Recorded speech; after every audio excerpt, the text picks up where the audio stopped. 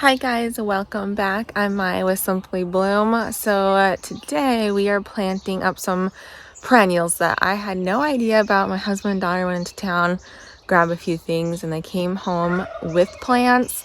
They're already kind of spread out throughout the garden. So let me walk you around and show you what they got me. Starting off here first, for those of you who don't know, I used to love this shade bed. It's underneath a maple clump here. I had 6 Brennera here. I absolutely was obsessed with those. None of them came back. So this bed is a work in progress, trying to get it back to something that I love. I have a legal area there. I also had one right there. That one died as well. So we're replacing it with some Astilbe.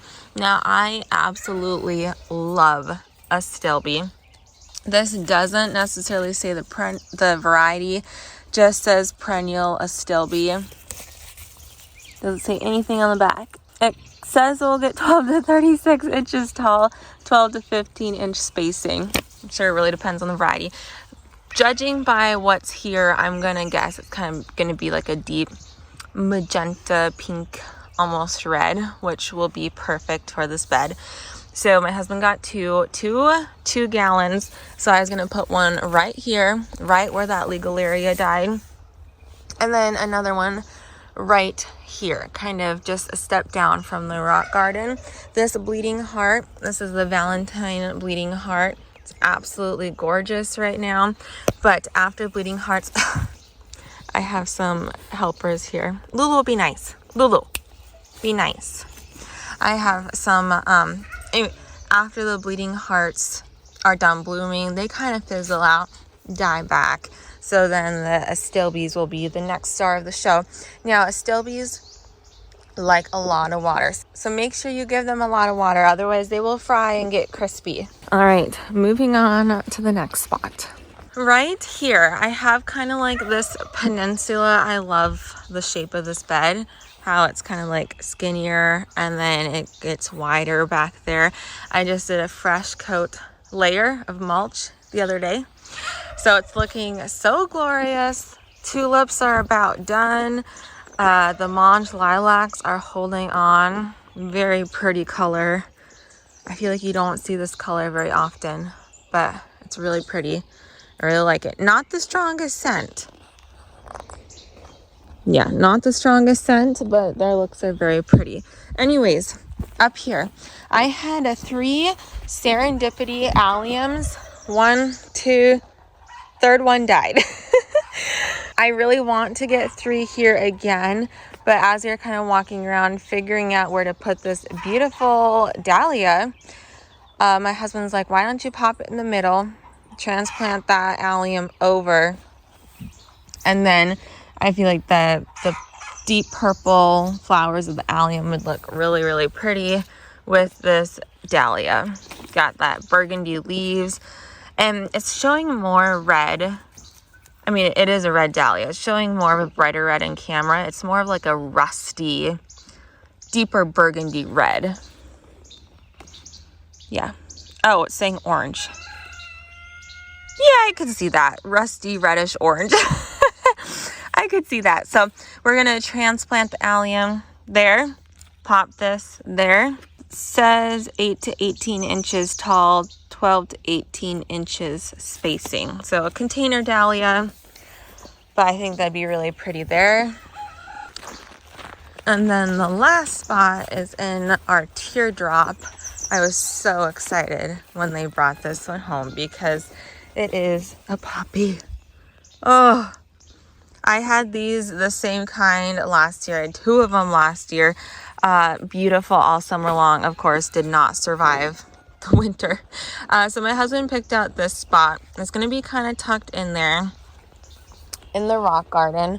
I have a rose in front, but my roses barely survive here, so it's not going to get super tall. And then we have a Ritro Echinops there, which get those spiky blue flowers. So I think the spiky blue flowers would look really pretty with this poppy, and I'm absolutely obsessed. I think it looks like a sunny side up egg. Oh, I love it. All right, I'm just gonna grab a shovel and we will get to planting. We finally started planting up the garden last night. So that's where my shovel is. You can see started 3 rows of potatoes. That's all we got so far. I'm gonna try to get the dahlias in the ground today because they are looking a little worse for wear, that's for sure. But they should be fine if I get them in the ground soon.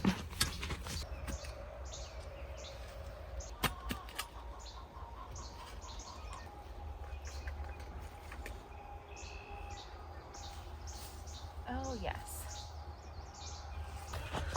This stuff is liquid gold, an amazing starter fertilizer, and I notice when I use it, the plants do so much better than when I don't, obviously.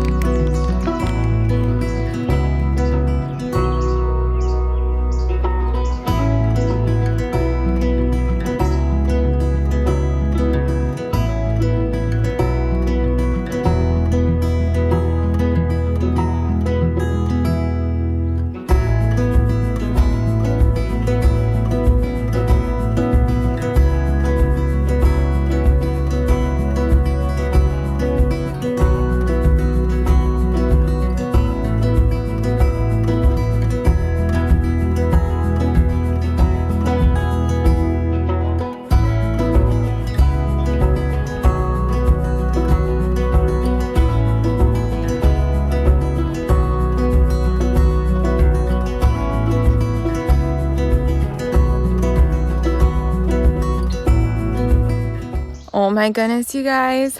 I absolutely love them. Look at that poppy face. Who wouldn't love that? Now I have some tulips. I'm just waiting for them to die back. It would probably look better if I deadhead them. So those tulip foliage will disappear, and then it will just be the poppy shining in all of its glory. I love that thing. Hey, dude.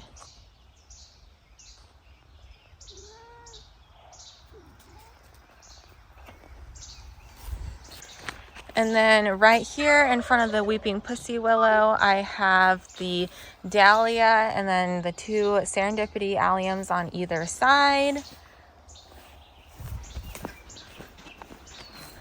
And then right here, stay tuned, I'm doing a video on the rock garden, exclusively the rock garden. I have the 2 Astilbes. Now this Astilbe, I wanted to pop it back a little bit further, kind of next to the rock. Apparently, like 4 inches down, there's a huge rock underneath the soil. So then I tried to move it back there, ran into a maple root. So here it is, which it will be pretty. There's the woodland phlox that will be done blooming in just a little bit. The dicentra, bleeding hearts, will be done blooming in a little bit. So then it will be really nice to have the 2 Astilbes there kind of taking over. And then I do have a hosta. I don't know what variety it is. Just a green one. And then, yeah, hopefully I planted the annuals here. Hopefully those will take off soon. But I'm just gonna water these in, and that is it for this video. Thank you so much for watching. I hope you guys have a great day, and I'll see you next time. Bye.